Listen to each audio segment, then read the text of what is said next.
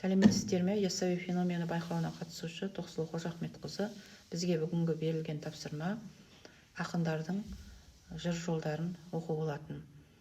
Кішкене өмірбаяны тоқтала кетейін. Аралбай Оңғарбекұлы Маңғыстауда Айрақты Қарнау деген жерде медресе ұстаған ғұлама кісі болады. Жасы 50-ге келгенде берекет дейтін ұлы дүниеден озады. Ол жырауға үлкен соққы болып тиеді. Пайғамбарлар қиссасын тілге тиек етіп, бәрінің де дүниеден өтетінін айтып өзін жұбатады. Жыр жолдары. Сол жақсының бірі жоқ, бақиға көшіп таусылған, таусылды деп өкінбе, Алласы нұрмен қаусырған.